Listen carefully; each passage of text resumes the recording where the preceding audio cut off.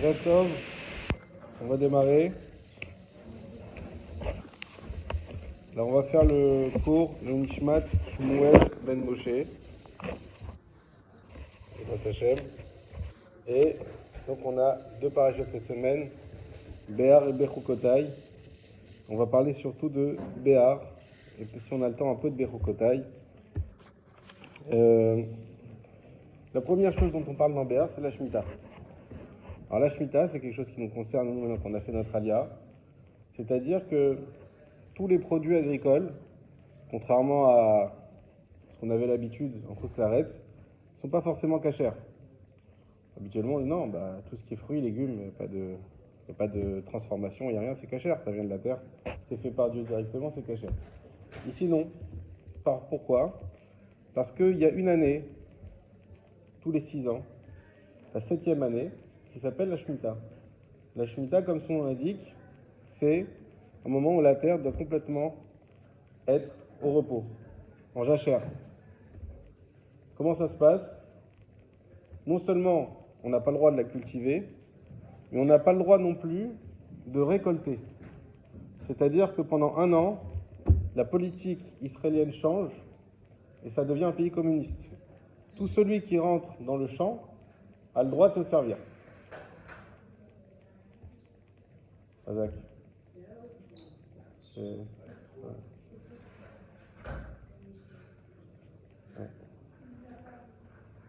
Et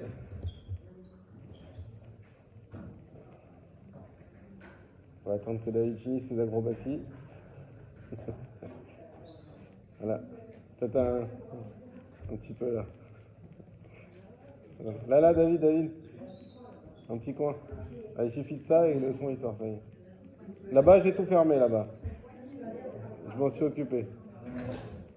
Razak. Voilà, c'est déjà beaucoup mieux. Oui. Bien sûr, bien sûr.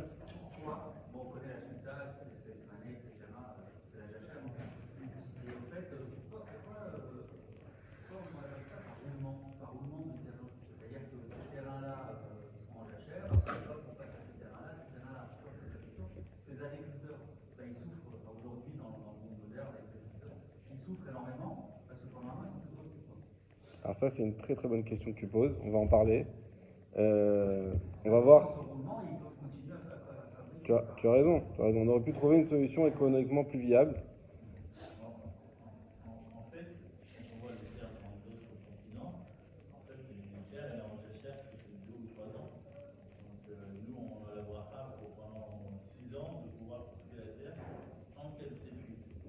Bon, ça je connaissais pas cette donnée. Mais en tout cas, oui, la question que tu poseras est très importante. Elle sera justement au centre du cours d'aujourd'hui. C'est pourquoi Akadosh Baruch Hu, il nous demande de se mettre dans cette situation économique très difficile. Et il faut savoir qu'Arié, il connaît bien le sujet puisqu'il fréquente des agriculteurs. Donc, hein? Bon.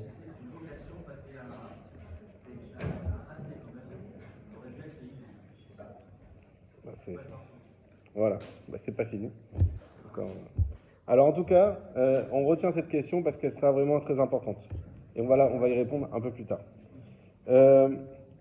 Donc la question, déjà de base, sans parler du côté économique, c'est pourquoi Akadosh Baruch Hu, il a voulu, imaginons qu'il n'y ait pas de problème économique, pourquoi Hachem il a voulu que la terre elle s'arrête comme ça pendant un an? Alors le Midrash, il nous dit quelque chose, le Midrash Rabbah, de très très intéressant. Il dit Dieu, dans toutes les parts de sa création, il s'est réservé quelque chose que pour lui. Par exemple, il a créé les jours de la semaine, il s'est réservé le Shabbat. Il a créé des peuples, il s'est réservé le Klal Israël. Il a créé la terre, il s'est réservé la Shemitah. Donc on voit qu'Akadosh Baruch Hu, il y a cette tendance à marquer sa présence, qu'on ne peut pas voir aujourd'hui, la marquer par quelque chose qui va lui appartenir, par quelque chose qu'on va appeler Kadosh. C'est exactement ça la notion de Kadosh. Kadosh, ça va être quelque chose qui est réservé à Kadosh Baruch Hu. Et la Shemitah, ça va être un marqueur de la sainteté de la terre d'Israël. D'où il y a ce marqueur, justement, parce que Dieu, il y a une part presque proactive, on va voir juste après, puisque pendant 6 ans, la terre appartient aux hommes, et la 7e année, la terre appartient à Dieu. Et que décide Dieu? Eh bien, d'ouvrir cette terre à tout celui qui souhaite aller consommer et manger. Et non seulement ça, mais on n'a pas le droit non plus de la cultiver, c'est-à-dire qu'il y aura un problème même l'année d'après. La 8e année, on a une terre. Alors certes, il y aura toujours un peu comment dire, de produits, puisque malgré tout, il y a des graines qui vont tomber en terre et qui vont pousser. Mais rien à voir avec, ce qu'on avait les années où il y avait une part de l'agriculteur. Donc on voit qu'Akadosh il se réserve quelque chose. Le Zohar, il dit quelque chose de très profond. Il dit, en réalité,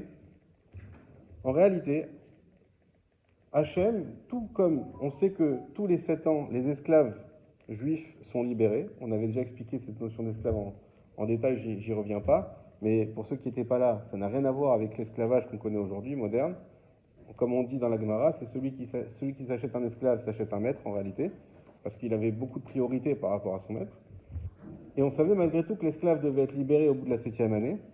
Et bien quelque part, il y a écrit que nous qui sommes les esclaves de Dieu, Dieu nous libère pendant un an. Il nous dit, tu ne vas plus travailler pendant un an, tu vas être libéré complètement. Et cette notion d'être l'esclave de Dieu, elle n'est pas facile à accepter, parce qu'on est un peuple très libre, et on n'aime pas savoir qu'on est esclave, et même de Dieu, des fois, ça nous dérange.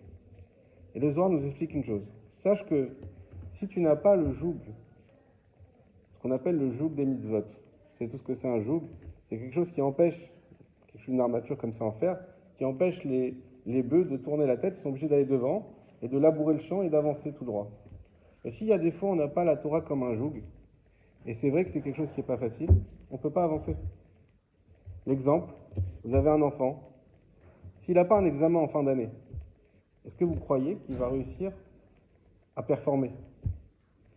Si on n'a pas, dans notre travail, des visions à long terme sur des possibilités d'évolution, est-ce qu'on va réussir à performer? Si on n'a pas, dans la vie, une date limite pour quelque chose, est-ce qu'on va arriver à faire cette chose-là? Le Zohar nous dit non. La seule manière pour une personne d'arriver à avancer, c'est d'avoir sur elle un joug.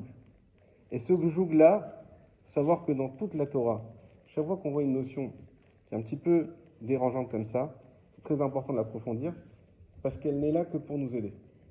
Ce joug-là que Dieu nous met sur nous, c'est un joug qui est la seule manière pour nous d'arriver à performer en tant qu'être humain, et surtout en tant que juif, c'est-à-dire à être un homme bien de Torah.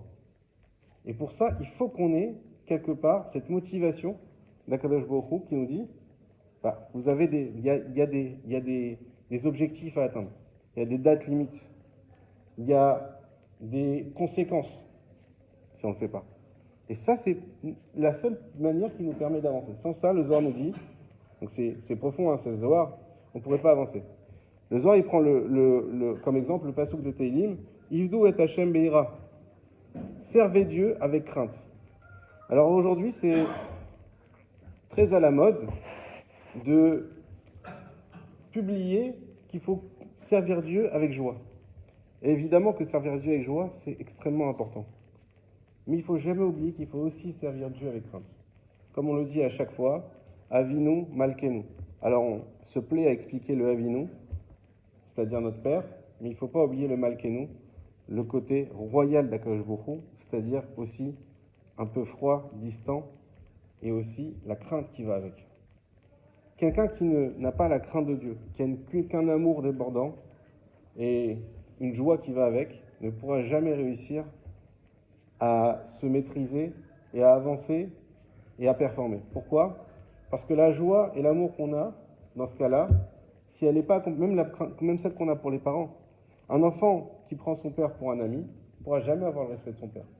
Il peut l'adorer, mais il ne pourra jamais avoir le respect de son père. Il ne faudra jamais qu'il oublie, mon père, j'ai beau faire plein d'activités avec lui, j'ai beau avoir un amour débordant, mais je dois aussi avoir le respect et la crainte qui est due aux parents. Sans ça, on tombe dans quelque chose qui est très grave, où les enfants n'ont plus du tout de respect, et la limite, elle devient très fine, et malheureusement, on voit des catastrophes. Les enfants, parce que quand les enfants, ils n'ont plus la limite des parents dans leur tête, Ils n'ont plus de limite du tout. Et il n'y a plus grand-chose qui les retient à faire des bêtises.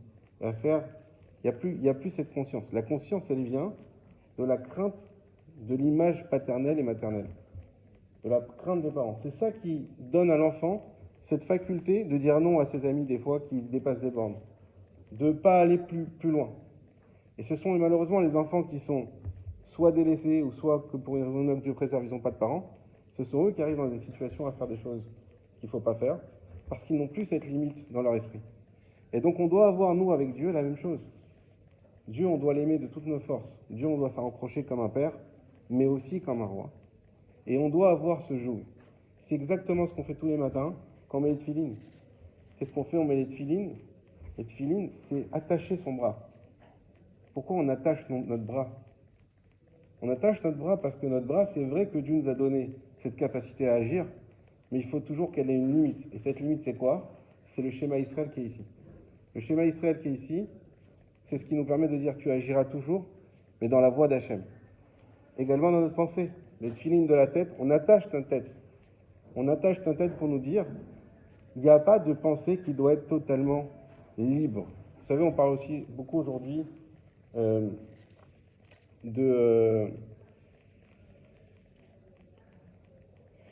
perds mes mots, excusez-moi, d'accepter un petit peu toutes les pensées aidez-moi, de tolérance. Merci. On parle beaucoup de tolérance, sauf que même dans la tolérance, il faut qu'il y ait une limite. Bien sûr qu'il faut être très tolérant, bien sûr qu'il faut accepter chacun, bien sûr qu'il faut comprendre chacun, mais si dans la tolérance, il n'y a plus de limite, on est dans l'anarchie. Il y a des choses qui ne se tolèrent pas. Pourquoi? Parce que ces choses-là ne doivent pas être acceptées dans la société. Par exemple, si j'ai un sociopathe qui explique « mais moi je suis comme ça, c'est comme ça, il faut que je tue des gens, sinon je ne peux pas me sentir bien », on ne va pas être tolérant. On va dire « écoute, peut-être on va te mettre dans un hôpital, pas dans une prison, mais en tout cas on va t'écarter de la société ». On ne peut pas tolérer ça, c'est intolérable. Et il y a des choses qui sont, oui, intolérables. Et qui va savoir ce qui est tolérable ou pas? Eh bien, nous, on a une chance, c'est qu'on a un guide qui vient de Dieu. C'est la Torah. Et cette Torah, elle nous permet de déceler les moments où il faut être, oui, ouvert, et oui, toléré, et oui, comprendre, et le moment où il faut l'être beaucoup moins, et ne pas accepter que certaines choses puissent entrer chez nous, et puissent nous faire descendre là où on ne veut pas descendre. Donc ça, c'est important, et c'est ça qui nous rappelle le Zohar. Alors on revient sur la Shemitah, et juste avant de continuer sur la Shemitah, on va parler aussi d'un autre point, c'est le Yovel. Le Yovel, c'est quoi? Eh bien, c'est tous les 7 Shemitot, il y a la 50e année, qui est l'année du Yovel. C'est une année très spéciale. On avait parlé vous vous rappelez, quand on avait parlé des esclaves, on avait dit qu'il y avait la possibilité de rester esclave. Lorsqu'un esclave se sentait bien chez son maître, il se faisait percer l'oreille, il ne se faisait pas libérer la 7e année, donc de son propre gré, et il pouvait rester. Il y a quand même une limite à ça, c'est le Yovel. Le jour du Yovel, tout le monde devait être complètement libéré. Il y a aussi autre chose qui se passait le jour du Yovel. C'est que tous les terrains agricoles qui avaient été achetés revenaient à leurs propriétaires. Il faut savoir que la Torah est contre la vente de terrains agricoles en Israël. Ça a été attribué lors de l'entrée en Israël à des tribus et à des familles. Chacun s'est partagé ses terrains. Et Dieu nous dit une chose, c'est que à tout jamais, ça restera la propriété de ces tribus. Et premièrement, en principe, il ne faut pas vendre. La seule raison qui fait qu'on vende, c'est parce qu'on a des problèmes financiers. Et dans ce cas-là, on l'accepte, mais il y aura une limite. C'est la 50e année. Pourquoi? La Torah le dit explicitement, parce que cette terre, elle m'appartient. C'est ce qu'on a dit au début du cours. Dieu s'est réservé cette terre. Quand on dit que Dieu s'est réservé cette terre, ça ne veut pas dire qu'il y habite. Ce n'est pas dans ce sens-là. Vous savez que Dieu, on l'appelle Hamakom. Hamakom, ça veut dire quoi? L'endroit. L'endroit. Pourquoi Dieu, on l'appelle l'endroit? Pour vite nous enlever une fausse idée de la tête. Ne pas croire que Dieu réside sur terre. C'est la terre qui réside en Dieu. C'est Dieu qui est la source. C'est Dieu qui est l'endroit. Et non pas l'inverse. Ça montre la toute-puissance d'Akadosh Baruch Hu. Et donc, on nous dit une chose, c'est que tous les 50 ans, au jour du Yovel, il faudra rendre la terre, puisque personne ne pourra dire cette terre m'appartient. Elle n'appartient qu'à Dieu. Même si tu l'as achetée. Il sera complètement interdit de faire cette vente. Alors, ce qui est important à comprendre, maintenant, on va faire le lien avec la Haftara. Dans la Haftara, c'est la Haftara de Jérémie, où on nous parle, la Haftara de Bechukotai, de Béar, pardon, on nous parle du prophète Jérémie qui fait quelque chose d'incroyable. Il décide de racheter des terres d'Israël à son cousin, alors même qu'il sait très bien que ces terres vont être envahies. On est dans une situation où on est en exil, il y a les Chaldéens à l'époque qui vont envahir, tout le monde le sait, donc c'est un très très mauvais investissement, mais il décide d'acheter, et il dit une chose à Akadosh Baruch Hu, il dit à Akadosh Baruch Hu, Lo yipale mimcha davar, il n'y a rien qui est impossible chez toi. Il n'y a rien qui est impossible chez toi. Vu qu'il n'y a rien qui est impossible, je suis moi prêt à faire le premier geste qui va montrer qu'un jour il y aura une Géoula. Je sais que ça ne va pas être maintenant, mais en achetant une terre, je montre que je crois que investir sur Israël, ça a un intérêt. Et même si ce n'est pas pour maintenant, il fait cet effort. Et qu'est-ce qu'on voit là-bas? Akadosh Baruch Hu lui répond, et il décrit les 3 manières qu'il a d'agir dans le monde.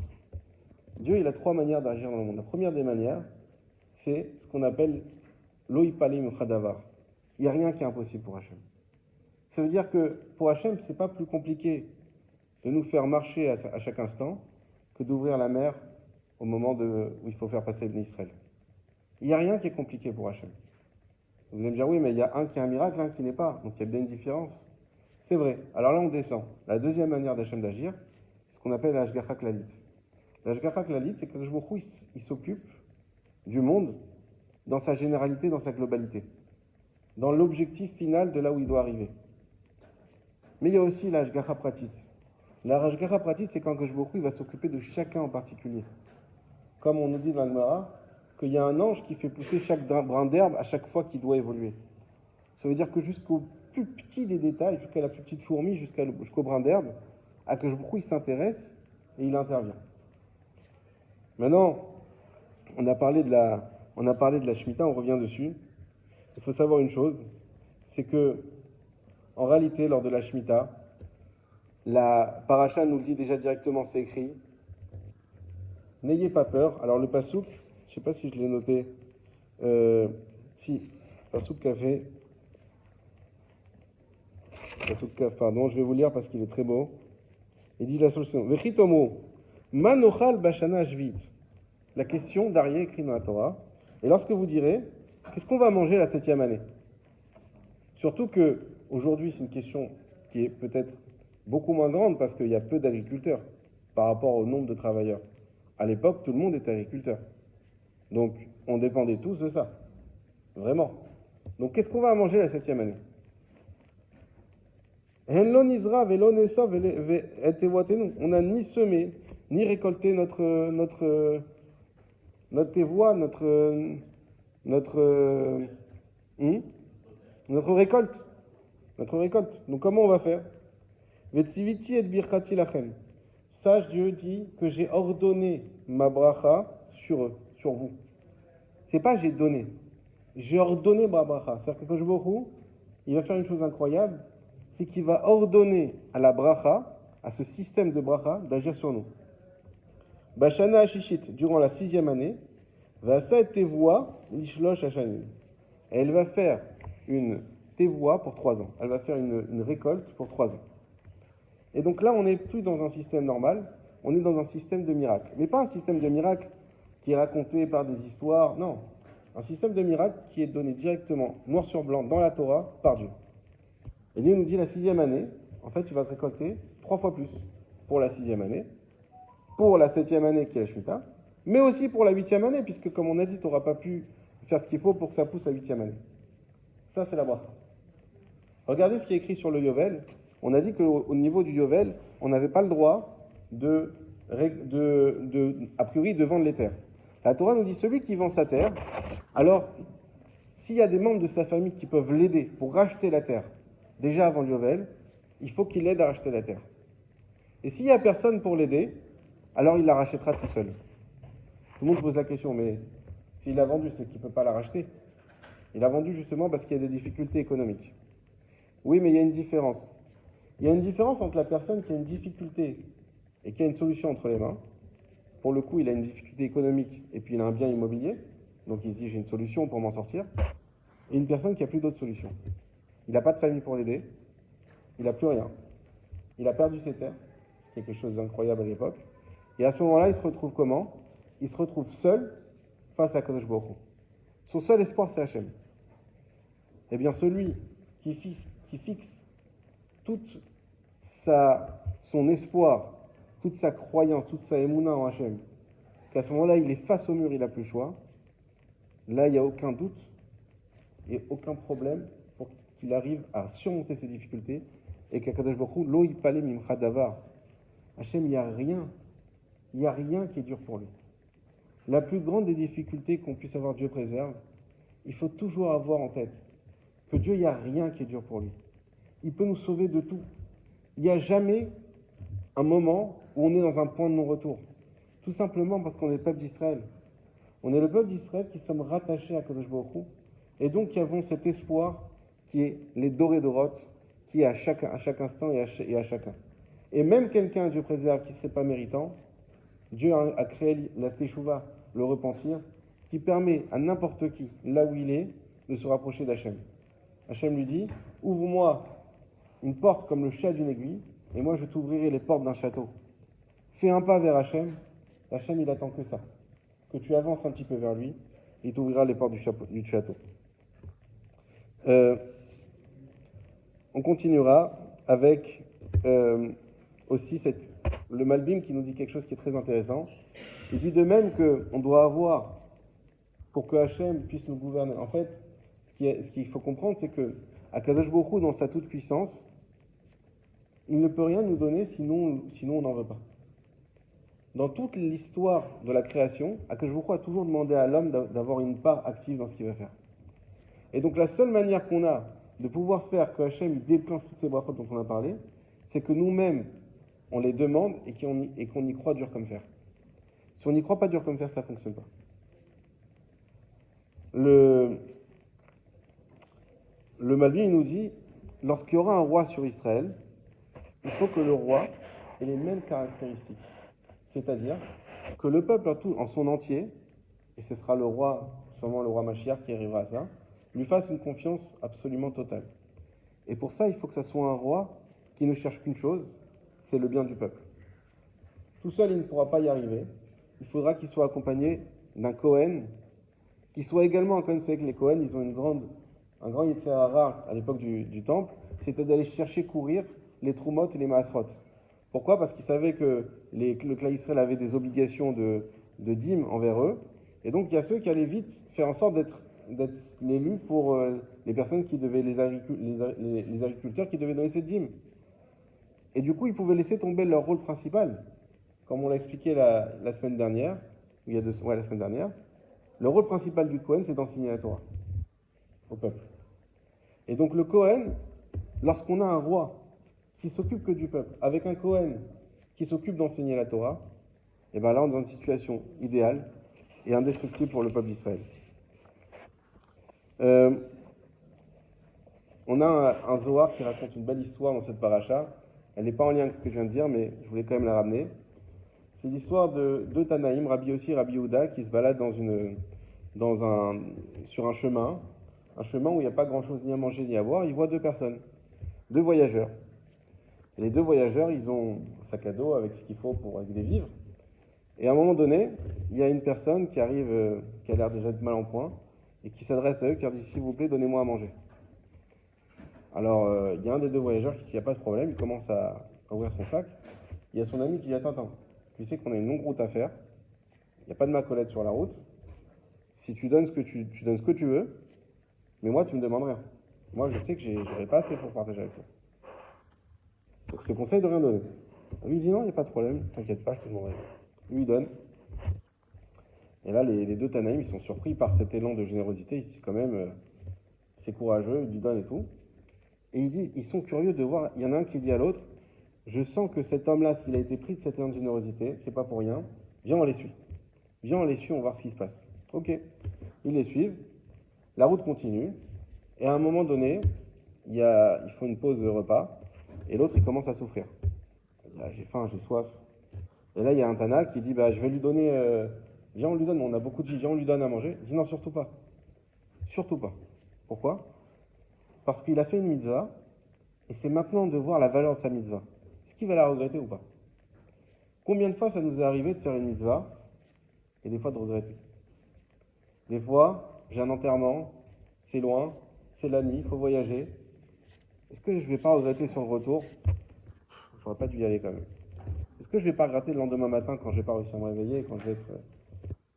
Est-ce que lorsque je vais donner une tzedaka, je vais le faire parce que je vais être chaud? Des fois, on est dans un gala, on est dans des situations comme ça où on est à Kippour. Est-ce qu'après, le moment où je vais payer, je ne vais pas dire... quand même, c'est pas évident quand même de donner tout ça. Et bien, c'est ce qui s'est passé. Il faut savoir que quand on fait la mitzvah, il y a la mitzvah elle-même et ça ne suffit pas. Il y a la signature qu'on va y mettre à cette mitzvah. Et bien, il lui a dit non, surtout tu lui donnes rien. Si tu lui donnes, tu le mets en danger. Parce que si Dieu il a fait qu'il a fait cette mitzvah, et que maintenant il est dans cette épreuve de savoir est-ce qu'il regrette ou pas, c'est pas pour rien, moi je pense qu'il va être en danger. Et donc il lui donne pas. Il continue la route. Ils font une deuxième pause. Et à ce moment-là, ils s'allongent. Et donc eux, ils étaient à une certaine distance, ils ne voulaient pas se faire voir. Et ils voient une vipère qui sort des buissons et qui s'approche de cet homme. Ils disent mince. Et ils sont pris d'effroi parce que c'est très rapide, la situation se passe vite. On ne peut rien faire, on ne peut pas le sauver, il va se faire mordre, on ne peut même pas le prévenir. Il est en train de dormir le temps qu'on... Et là, ils voient un autre serpent qui arrive de là-haut, qui se jette sur la personne qui était en train de dormir. Et la vipère qui saute, qui prend le serpent au vol et qui part avec. Et là, il lui dit, regarde, Tzedaka Tatil Mimavet, on le lit dans le Michelet. C'est pas un pasouk, c'est la vie. Cette personne-là, Dieu il lui a envoyé. Sachez une chose, que des fois, quand des gens ils viennent taper à votre porte, quand les gens ils viennent taper à notre porte, c'est nous qui avons la chance qu'ils tapent chez nous. Parce que s'ils tapent chez nous, c'est qu'on a besoin d'un srout. On ne sait pas des fois. On a besoin d'un srout. Je finirai sur la paracha avec la paracha de Béar. Il y a un mot qui est dit là-bas, qui est très important.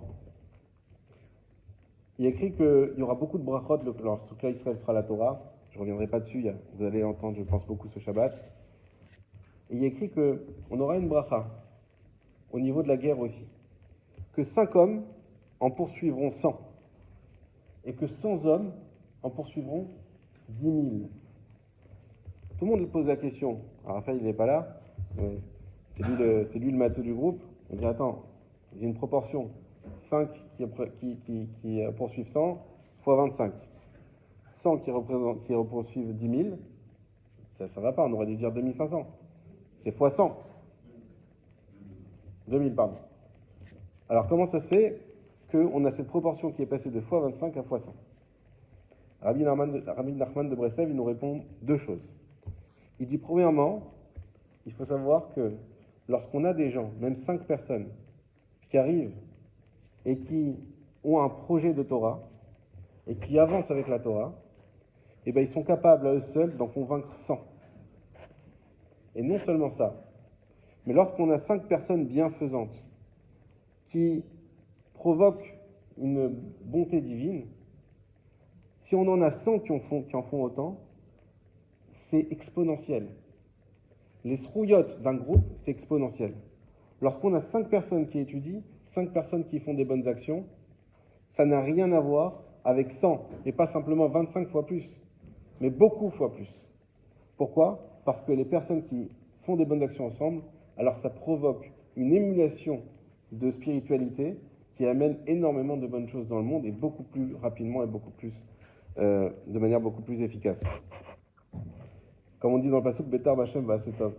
Alors, nous, on va à Bezrat Hashem, je fais une toute petite annonce communautaire, ou même deux. La première, c'est qu'on organise Shavuot, Bezrat Hashem, la veillée de Shavuot, pour être plus précis, avec, alors je m'adresse surtout aux hommes, mais il y aura aussi la tefila pour les femmes qui sont courageuses de devoir se réveiller tôt, mais il y aura la veillée, Bezrat Hashem, et donc, vraiment, On espère, on a réussi. C'est pas non plus évident d'avoir la salle d'à côté.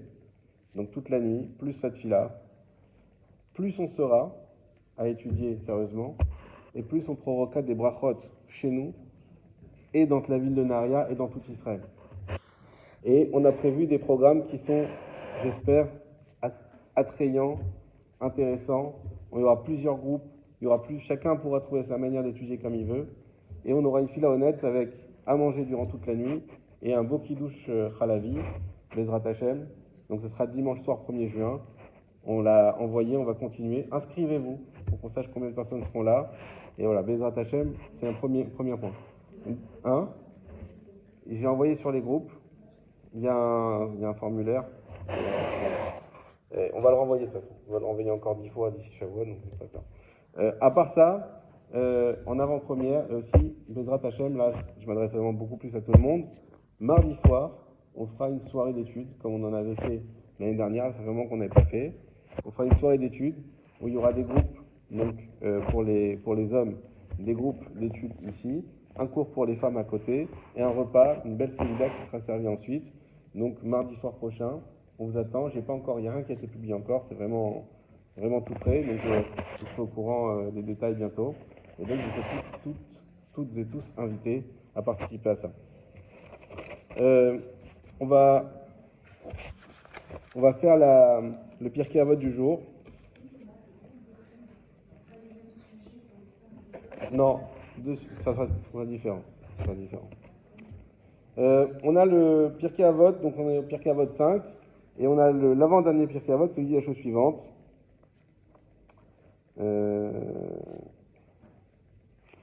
Non, ça c'est pas le 5. Voilà. Ben Bagbag, Omer. Vous connaissez la chanson? Ben Bagbag, Omer. Ça vient d'ici. A forba va forba, des coups là-bas. Retourne là et retourne là. Ça fait référence un petit peu côté agricole qu'on avait aujourd'hui. Des coups là-bas, parce que tout est à l'intérieur. Ou va t'échéser et scrute là. Vesiv ou vleva, use-toi dessus. Ou mina la tezoua, et ne l'abandonne jamais. Shen lechamida tova emena, parce que tu n'as rien de mieux que ça. Et donc le Tana nous dit la chose suivante. La Torah, si vous êtes Torah, à forba ve à forba, des coups là-bas. Retourne là, ça veut dire qu'il n'y a jamais de fin. Et plus tu vas la creuser, plus tu vas l'étudier, et tu vas tout trouver dedans. On sait que c'est connu que toutes les sciences sont dans la Torah. Toutes les réponses à ce qui s'est passé et à ce qui se passera sont dans la Torah. Mais c'est pas pour ça qu'on y va. C'est pour découvrir la sagesse de Dieu. Toute cette sagesse, elle est dans la Torah. À forba vers forba. Ne t'arrête jamais de la cultiver. Et use-toi dessus. Scrute-la de près, pas de loin. Et ainsi, tu pourras arriver, parce qu'il n'y a rien de mieux dans la vie que la Torah. Tant pis. Parce que si tu l'as étudiée 100 fois, tu la connais bien. Et si tu l'as étudiée 101 fois, tu la connaîtras encore mieux. Hazak ou Baruch. Alors, ce qu'il dit, c'est pas une blague, parce que la Gemara nous dit voilà. C'est pas que tu la connaîtras mieux, c'est que celui qui a étudié 101 fois un sujet n'a rien à voir avec celui qui a étudié 100 fois. C'est pas juste une fois de plus. C'est deux mondes différents. C'est un maître et l'élève, pour une fois, sur 100. Alors, on reprend il nous reste, 5 minutes pour la halakha. Alors, divrei chol, je rappelle, on avait posé la question la semaine dernière, c'est quoi divrei chol be Shabbat? C'est qu'au Shabbat, on a l'interdit de parler de choses qui sont de faire une melacha, de faire un acte interdit. Donc, j'ai pas le droit de dire Shabbat, je vais par exemple refaire la peinture de la maison demain. Pourquoi? Parce que je parle d'un acte qui interdit Shabbat, faire la peinture, et donc j'ai pas le droit non plus ni de le faire, mais ni de le dire non plus. D'accord? Ça, c'était divrei chol qui était interdit dans Shabbat. Donc ça, c'était la première question. Deuxième question, peut-on parler de tout le reste sans autre limite? Est-ce que ce qui n'est pas chol, donc si on parle de choses qui sont permises de faire pendant Shabbat, j'ai le droit de tout dire, ou est-ce qu'il y a d'autres limites? Le jour du Shabbat, à partir du moment où je ne parle pas de choses qui sont interdites de faire le Shabbat, donc je fais attention, je parle que de choses permises, est-ce que j'ai le droit de tout dire ou est-ce qu'il y a d'autres limites à part ça le Shabbat? Très bien, alors ça c'est comme d'habitude. Ouais. Et à part ça, le jour du Shabbat lui-même, est-ce qu'il y a quelque chose de spécifique? Nahon. Mais dans la parole, je parle surtout. Alors dans la parole, il y a un. Il faut dire des divrei Torah. Mais c'est quoi l'inverse des divrei Torah? Exactement, Dvarim Betelim. Dvarim Betelim, c'est des paroles qui sont inutiles. Alors ça fait du bien, hein, on en parlait parfois. Le jour du Shabbat, on a le droit de dire Dvarim Betelim. Ça veut dire discuter de choses et d'autres. Mais pas en excès. Il faut faire attention. C'est un jour très très saint. Hein? Racontez comment ça va, comment tu vas, il fait beau. Avec des limites. Pourquoi? Comment? Ah mais ça c'est de la Torah, c'est pas de varier. Ça c'est pas de varier. Ça, il n'y a aucun problème, vous pouvez faire. Non, aucune limite. La seule limite, c'est que dans les paroles qui sont des paroles qui sont pas de Torah, on peut le faire, il n'y a pas de problème, mais pas que ça. C'est pour ça que le Shabbat, on l'a répété la dernière fois, c'est un jour qui est extrêmement saint, où on peut, c'est Mekor Abracha, c'est la source de toute la bracha de la semaine, et c'est Me'en l'Olam Haba, c'est un moment qui ressemble à la vie au Olam Haba, le jardin d'Éden, et la vie au jardin d'Éden ressemble à celle du Shabbat. Alors vous allez me dire, ouais, mais peut-être on ne le ressent pas parce qu'on fait pas le Shabbat comme il faut peut-être aussi. Donc celui qui arrive à ce moment-là à accorder un temps, et c'est très important dans nos familles, d'avoir des temps de Torah. Et c'est pas évident parce que surtout le Shabbat, ça crie dans tous les sens, ils n'ont pas tous le même âge, et puis il y en a qui sont patients, d'autres pas, d'autres qui s'endorment, donc voilà. Donc c'est pas évident, mais malgré tout, il faut toujours garder des temps de Torah à table et dans le reste du Shabbat, réussir à avoir. Et vous savez que le plus dur, c'est pas de parler Torah parce qu'on adore tous la Torah. Le plus dur, c'est juste d'introduire le sujet. Et quand vous prenez la Torah, vous introduisez un sujet, il y a un débat qui démarre, et puis c'est fini. On part dans des magnifiques débats de Torah, et c'est très très intéressant pour tout le monde. Donc c'est juste le plus dur de démarrer, et ça vaut le coup de préparer. Hein, il y en a qui préparent pour des questions et des choses comme ça, pour essayer de motiver, et c'est excellent. Est-ce qu'on a une source dans la Torah? Est-ce qu'on a une source de la Torah qui montre la limite dans les paroles qu'on doit avoir le Shabbat? Une source dans la Torah qui nous parle des limites des paroles qu'on doit avoir durant le Shabbat. Alors je vous le dis tout de suite, il y a écrit dans la Torah Beibaream.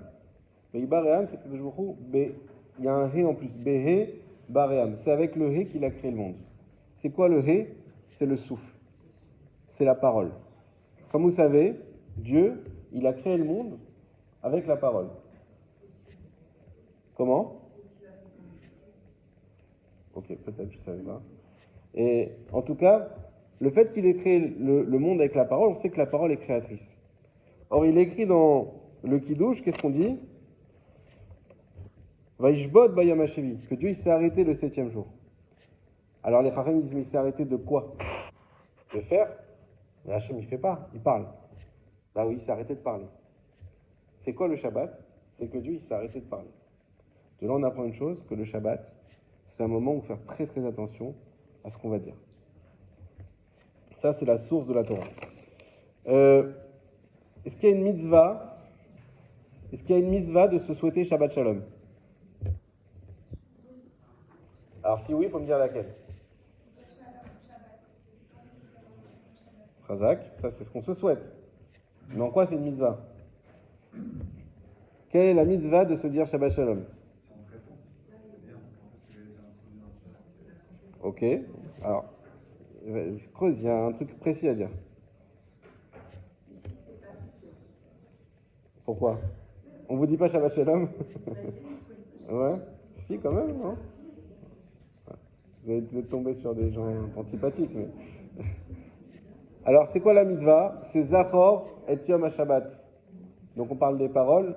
Zachor et Yom HaShabbat, c'est écrit dans la Torah. Tu dois te souvenir du jour du Shabbat. À chaque fois qu'on dit Shabbat Shalom, on fait la mitzvah de Zachor et Yom HaShabbat, donc une mitzvah de la Torah. Question sensible. Que faire si mon conjoint parle de choses profanes? On est dans des cas concrets, on n'est pas là pour rigoler. Donc on a expliqué de quoi il fallait parler, on a expliqué les limites, on a expliqué les autorisations, Maintenant, je me retrouve à... Non, c'est pas un message, je présente. Non, tout ce que je dis ici, il n'y a jamais de message. Pas de...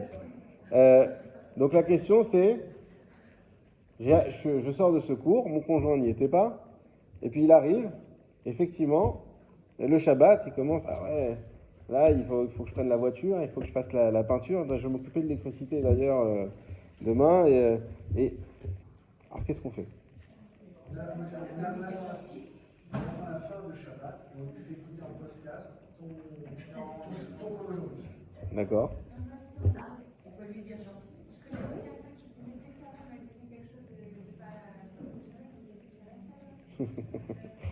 Je connais la même personne. Hein? Razak. Alors, il y a deux approches. La première approche, c'est qu'effectivement, si on sait il le sait pas, et on sait qu'il sera content de le savoir. Ah oui, c'est vrai. Ah, heureusement que tu me l'as dit. Effectivement, là, il faut lui dire. Mais s'il le sait très bien et qu'il s'en fiche complètement, ou pas qu'il s'en fiche, mais qu'il veut pas le faire, tout simplement. Hein? Pas sur le moment.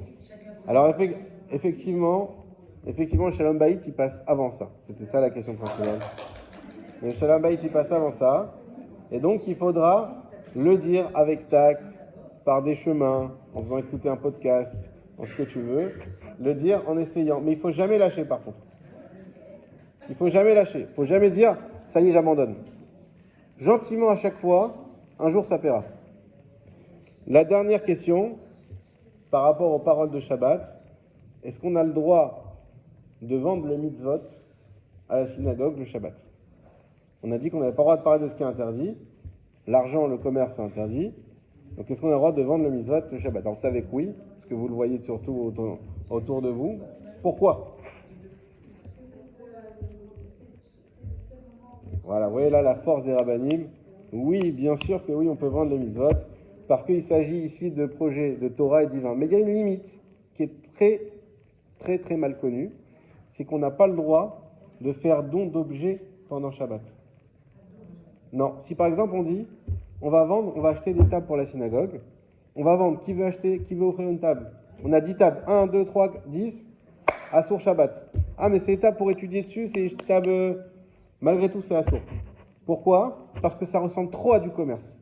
Le fait de parler d'objets, ça ressemble trop à de l'achat-vente, et pour ça c'est interdit même pour des projets qui sont des projets de Torah.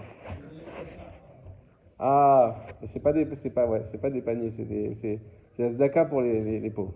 Une bonne question, mais c'est pas des objets. On n'achète pas des vrais paniers. On appelle ça comme ça, mais Nachon, c'est de la nourriture. Chazak ou Baruch et